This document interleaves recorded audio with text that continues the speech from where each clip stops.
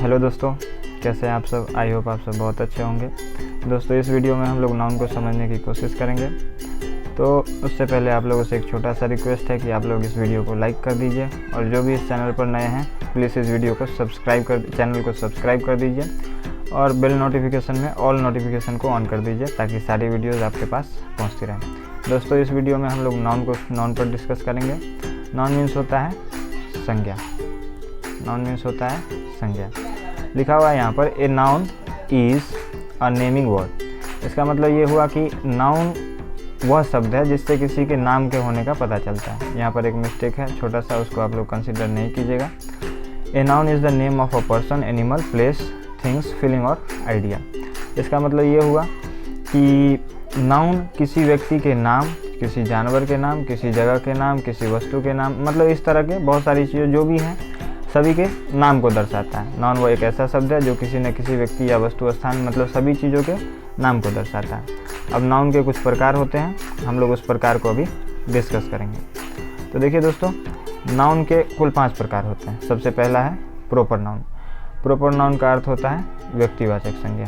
हम लोग लिखते जाते हैं, आप लोग भी अगर इसको नोट कर सकें तो कर लीजिएगा। व्यक्तिवाचक संज्ञा स्टार्टिंग है, राइटिंग थोड़ी सी अच्छी नहीं है, आप लोग उसको ध्यान मत दीजिएगा। व्यक्तिवाचक संज्ञा। उसके बाद है common noun. Common noun means होता है जातिवाचक संज्ञा। जातिवाचक संज्ञा। उसके बाद है कलेक्टिव नाउन। कलेक्टिव नाउन का अर्थ होता है समूहवाचक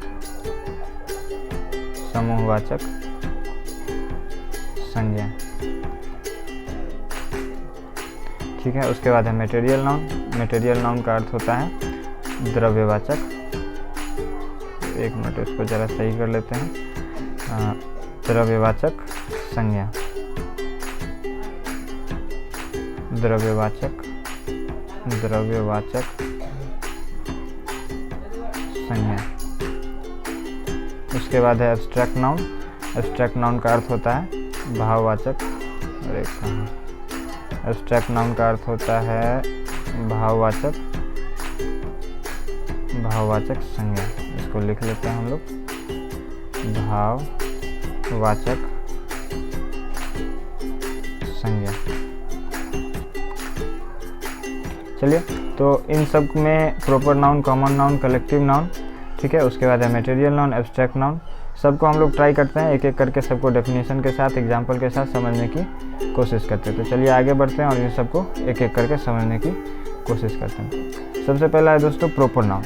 लिखा हुआ है यहाँ पर प्रॉपर नाउन का हिंदी हम लोग समझ ही चुके हैं, तो दोबारा उसको लिखने की आवश्यकता नहीं होनी चाहिए मेरे हिसाब से, ठीक है। प्रॉपर नाउन का अर्थ होता है व्यक्तिवाचक संज्ञा। तो चलिए आगे एक एक करके हम लोग इसको देखते हैं। प्रॉपर नाउन यहाँ लिखा हुआ है a proper noun is the name of a particular person. A proper noun is the name of a particular person, animal, place और things। यानी कि लिखा हुआ है कि एक प्रॉपर नाउन वह शब्द है जो किसी पार्टिकुलर, ये चीज़ फोकस करने का है, ये वर्ड जो है इस पर ज़्यादा फोकस करने की ज़रूरत है। प्रॉपर नाउन किसी पार्टिकुलर पर्सन यानी कि किसी खास व्यक्ति, खास जानवर, खास स्थान और खास वस्तुओं के बारे में बताता है।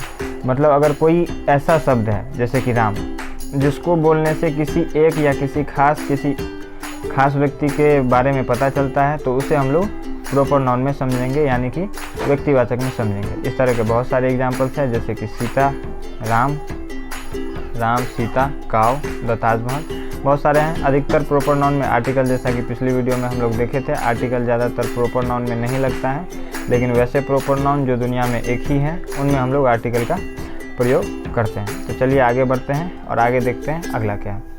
आगे है दोस्तों कॉमन नाउन। कॉमन नाउन का अर्थ होता है जातिवाचक संज्ञा, ठीक है। A common noun is a name given commonly to every person, animal, place और things of the same class और काइंड। यहाँ पर ध्यान देने की बात है, सेम क्लास और काइंड। मतलब कॉमन नाउन जो है वह संज्ञा का वह रूप है जो किसी खास व्यक्ति या वस्तु के बारे में नहीं बताता, जबकि एक तरह के बहुत सारे चीज़ों के बारे में वो बताता है।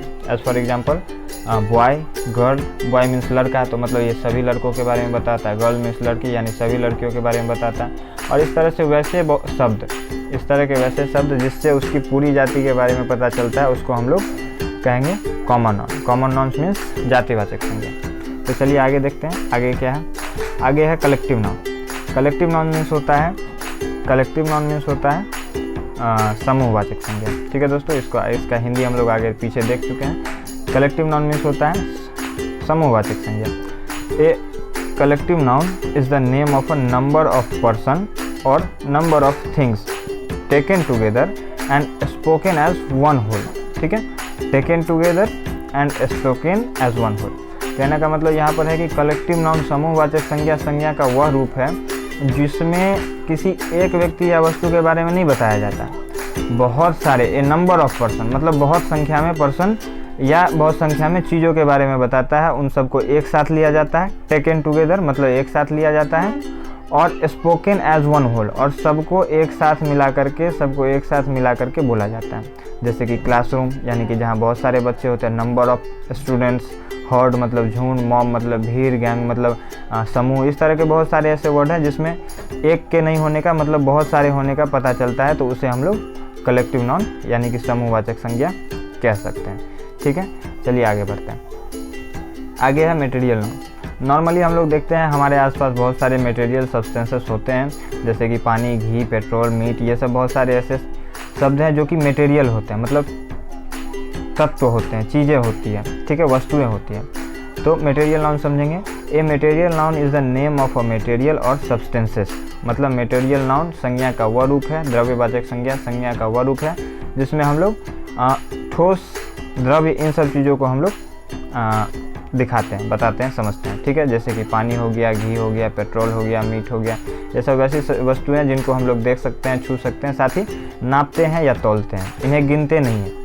मटेरियल नाउन को पहचानने का मेन एक तरीका है कि इसको हम लोग गिन नहीं सकते हैं। ठीक है, इसको केवल नाप सकते हैं या तौल सकते हैं, इसको हम लोग गिन नहीं सकते हैं। ठीक है, तो चलिए मटेरियल नाउन आपको समझ में आया होगा। मटेरियल नाउन को हम लोग गिन नहीं सकते हैं, केवल नापते हैं या तौलते हैं। इसको मैं यहाँ पे लिख देता हूँ, आप लोग इसको नोट कर लीजिएगा। केवल नापते हैं या तौलते हैं, मैं यहाँ पर इसको लिख देता हूँ। आप लोग अगर नोट्स बनाते हैं तो उसमें आप लोग इस पॉइंट को लिख लीजिएगा। नापना या तौलना, ये पहचान है मटेरियल नाउन का। ठीक है, नापना या तौलना। ठीक है, चलिए हम लोग आगे बढ़ते हैं। तो उसके बाद एक लास्ट है एब्स्ट्रैक्ट नाउन। ठीक है, मटेरियल नाउन के बाद नाउन का जो 5 रूप है उसमें एक लास्ट है एब्स्ट्रैक्ट नाउन। ठीक है, तो उसको हम लोग समझते हैं अभी। देखिए यहाँ पर लिखा हुआ है an abstract noun is the name of quality. An abstract noun is the name of quality.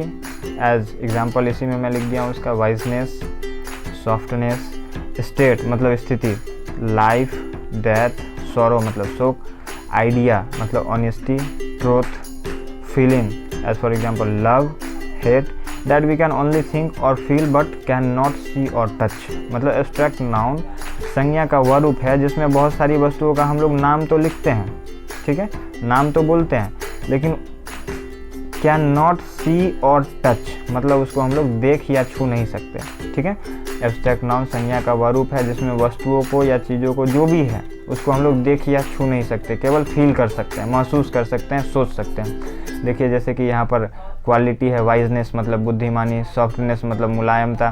ठीक है, ये सब ऐसी चीज़ें हैं जिसको हम लोग देख नहीं सकते हैं। ठीक है, केवल छू सकते हैं और छू भी नहीं सकते हैं। ठीक है, केवल सोच सकते हैं। ठीक है दोस्तों, तो यहाँ पर आपको लगभग नाउन समझ में आया होगा।